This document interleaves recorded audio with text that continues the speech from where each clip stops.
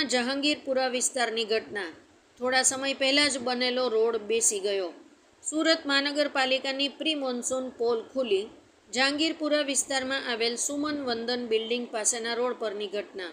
થોડા જ વરસાદમાં આખો રોડ જ બેસી ગયો. પાલિકાની ઘોર બેદરકારી સામે આવી.